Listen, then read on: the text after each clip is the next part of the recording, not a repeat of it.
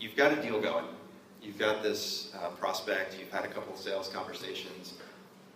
What's the first signal to you that says, oh no, I think this deal is going to stall? I think it's going to go hit somewhere, somehow, some way, it's just going to stop. How do you know that's going to happen? Well, I think it's all about, can you guys hear me okay, by the way? Okay.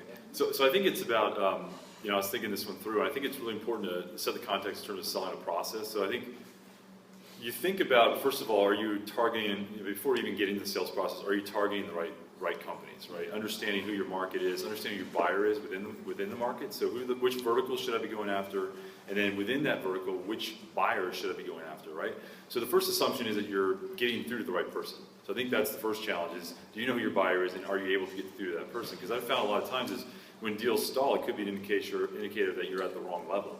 You're not calling on the right person, you're at the wrong level, etc. So I think that's the first critical aspect of analyzing and making sure you're engaged with the right type of customers. Do they meet your criteria for the right type of customer, right? I'm a big believer in selling a process. So fundamentally what I've had success doing throughout my sales career is really understanding and developing a process to a repeatable methodology of how to sell and how to be successful. And then very early in the sales process, making sure that you're selling the process. Part of sales is really helping the buyer, educate the buyer on how to buy your products, especially for folks like you, a lot of you are developing new products. You might have new markets, you might have buyers you don't completely understand what you're trying to sell them, right? So I think it's really critical to help a buyer understand how to buy your product, because what it does, it helps them look good.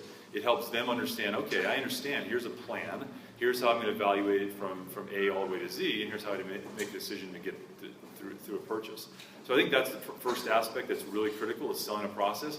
And the reason I say it's important is you fundamentally have go, no-go decisions. You have multiple steps that you've engaged with your customer that they've agreed to in advance, right? So there's an opportunity for you to go back to that plan and say, look, we mutually agreed here to this particular process. Here's where we are in it. Why have things stalled, right? And you're getting that agreement up front. And what it allows you to do too is to qualify in or out very quickly. What I've found is if buyers aren't interested in following your process, you're going to have a very difficult time making a sale. Right? So this is interesting. I'm going to ask a follow-up question on this. Yeah. So does that mean once you have what you feel like is a qualified prospect, like you're sitting there and telling that person, look, over the next 6 months, these are the steps that we'll be taking together, and you map it out for them? Yeah. Yeah, and I think you map it out for them and you put it in a document and you have an opportunity to have that person sign off on it. I mean, I'll go as far as developing an evaluation plan, and you put the steps in, you get feedback from them. I mean, what you're looking to do, right, is get that engagement with the customer early on in the cycle where they're committed, right, where you're giving them actions. It goes a bit back to the concept of give and gets, right? So every time they ask me for something, because typically what are they going to ask for? They're going to ask for, send me some information, or send me some product literature, or send me an email follow-up type thing.